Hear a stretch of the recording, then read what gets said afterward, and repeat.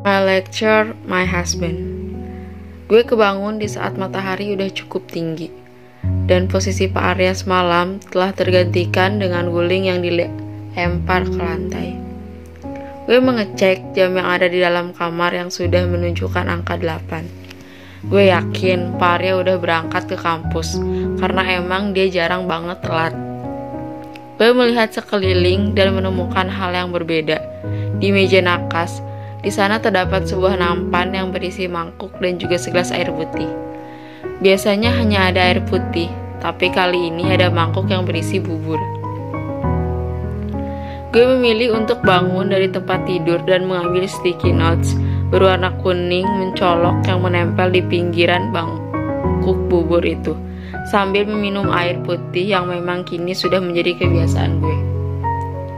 Habiskan, jangan lupa diminum obatnya. Gue hanya menenggus melihat tulisan formal Pak Arya. Lewat media tulisan aja dia masih sekaku ini. Tapi gue hampir menyemburkan minuman gue saat melihat beberapa lembar paper dengan stiker notes lainnya di atasnya. Tugas kamu sudah selesai, jangan stres lagi. Gila, masa gue belum bangun sih? Gue udah minum air dan airnya kerasa. Gue mengucak mata gue dan menampar pipi sendiri untuk meyakini kalau ini bukan mimpi. Tapi tamparan tangan gue pada pipi terasa sakit, sehingga gue yakin kalau ini nyata. Dia kesambet apaan ngerjain tugas gue gini? Gue pun mengambil handphone untuk menelpon Pak Arya, karena masih gak percaya dengan apa yang ada di depan mata. Halo? Halo mas? Ya kenapa? Mas beneran ngerjain tugas saya? Terus yang ada di depan kamu itu apa? Mas gak nyalah-nyalahin paper kan? Saya kalau ngerjain tugas dari dosen galak, gak pernah ngasal loh. Buat apa saya salah-salahin kalau ujung-ujungnya saya yang periksa? Ya juga sih, tapi kan bisa aja. Obatnya sudah diminum? Belum. Kenapa? Karena masih kaget dan gak percaya mas ngerjain tugas saya. Kalau gitu kamu robek aja papernya dan bikin lagi sendiri nanti. Galak, ngambekan. Kamu ngomongin diri kamu sendiri. Jadi saya galak menurut mas. Terus mas apaan kalau kayak saya aja galak?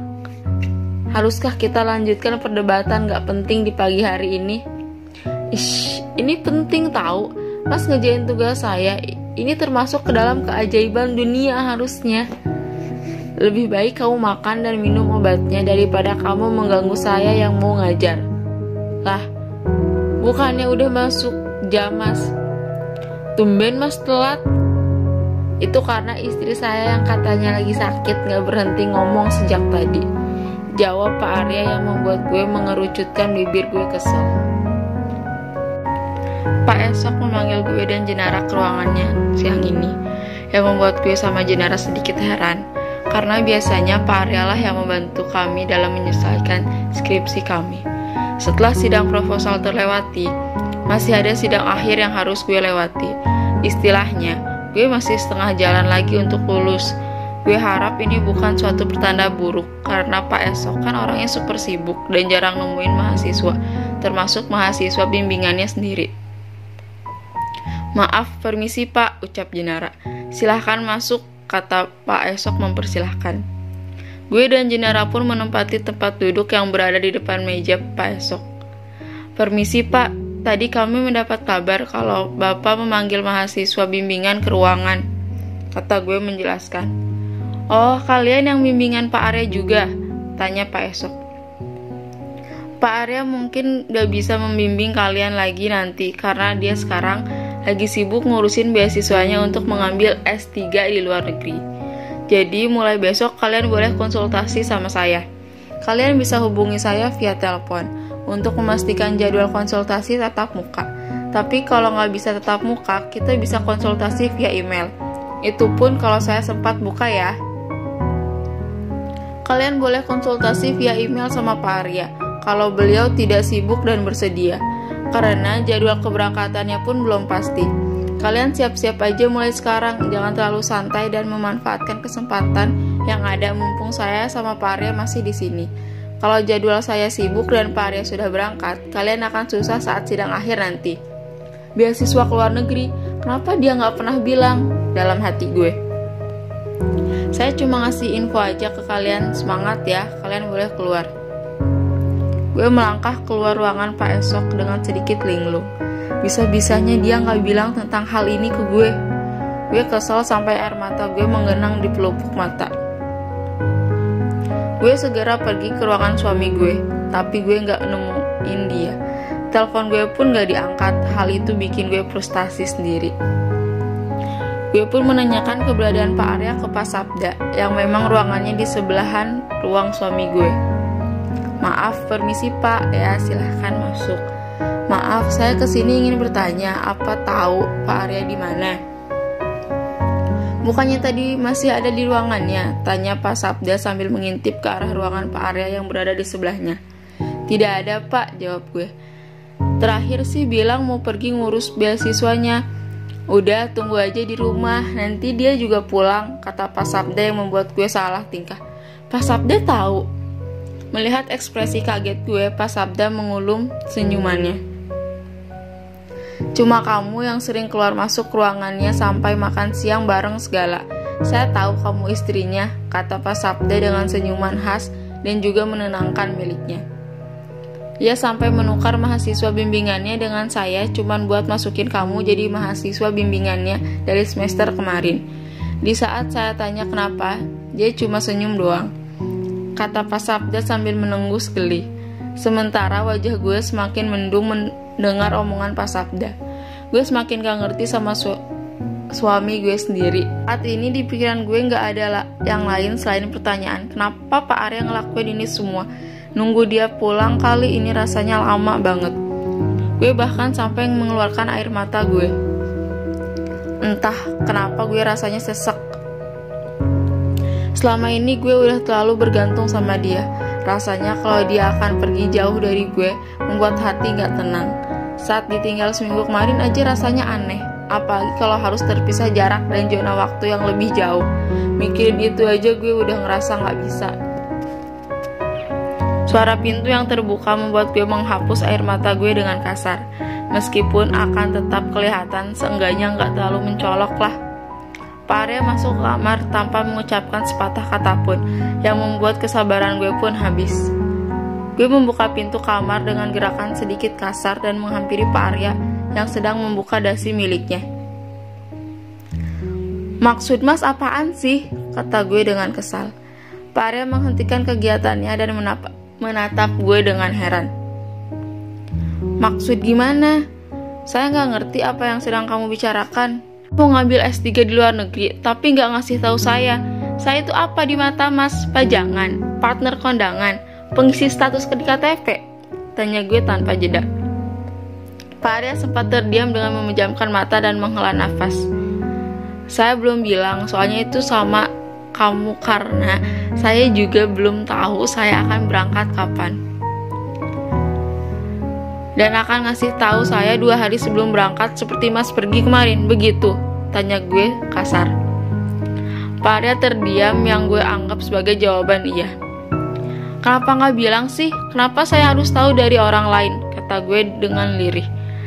Gue gak peduli gue sekarang nangis di depan dia karena gue ngerasa gak dihargain dan frustasi untuk ngadepin dia saat ini. Kamu bilang ke mama kalau kamu perlu waktu untuk sendiri, kata Pak Arya dengan bingung karena melihat gue yang menangis. Ternyata dia ngedenger omongan gue sama mama waktu itu. Saya gak ngerti sama mas, di saat laki-laki lain akan mempertahankan saya yang bahkan sudah bukan haknya, mas malah terkesan melepaskan saya gitu aja di saat saya udah mulai membuka diri dan menerima posisi saya saat ini, kata gue sambil terisak pelan. Saya capek sama kondisi ini. Saya nggak pernah ngerti sama jalan pikiran mas, karena nggak pernah membuka diri sama saya. Kalau emang mas nggak menginginkan pernikahan ini juga, kenapa nggak kita udahin aja sebelum semuanya terlambat? Gue bisa ngerasa tangan gue dicengkam oleh Pak Arya, yang membuat gue refleks melihat ke arah wajahnya. Pak Arya mendekatkan wajahnya dan melumat bibir gue dengan sedikit menuntut dan membuat gue mendorong tubuhnya menjauh hingga panggutan kami terlepas. Saya nggak ngerti maksud ciuman yang Mas lakuin. Kenapa nggak ngomong sih? Sama-sama pakai bibir kan? Tanya gue nggak ngerti. Pak Arya membawa tubuh gue mendekat ke arahnya, dan kedua tangannya kini berada di pinggang gue. Dengan posisi memeluk hingga tubuh kami saling berhimpit. Hal ini membuat bernafas pun terasa 2 kali lebih sulit karena posisi yang cukup intim ini.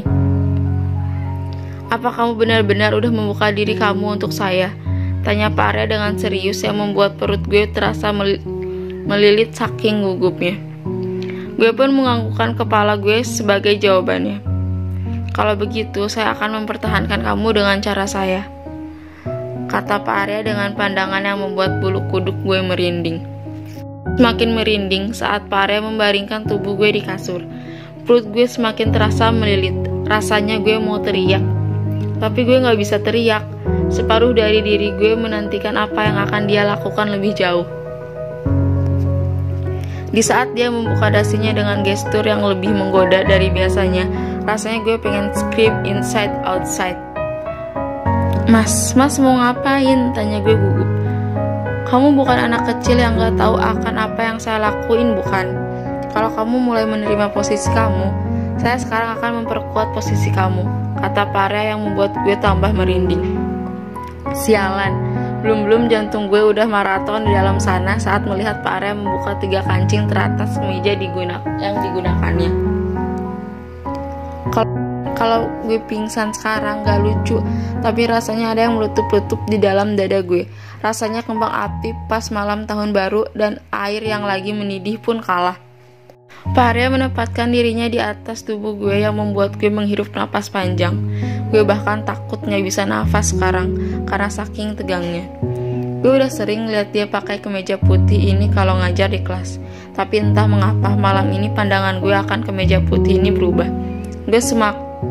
Gue yakin gue gak akan bisa berpikir lurus tentang suami gue setelah malam ini. Jangan tegang, kata Pak Arya yang membuat gue bertambah tegang. Dia mengulur-ngulur waktu yang membuat gue semakin pusing. I will claim you in the right time, and I think this time. Ucap Pak Arya terhenti saat dia memberikan tanda di tubuh gue yang membuat gue menggigit bibir gue agar suara lengkuhan gue tidak terdengar terlalu keras. Saat Pak Arya melepaskan kemejanya, gue refleks menutup mata dan membuat senyuman tercipta di wajah tampan suami gue. Udah pernah lihat kan? Tanya Pak Arya heran yang membuat gue salah tingkah. Tapi kan kondisinya gak kayak gini, cicit gue dengan salah tingkah. Pak Arya menghentikan perdebatan kami lebih jauh dengan ciumannya.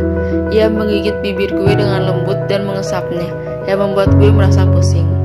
Tangannya pun aktif membuka helai demi helai pakaian yang melekat di tubuh gue dan tubuh dia. Dan malam ini menjadi malam yang panjang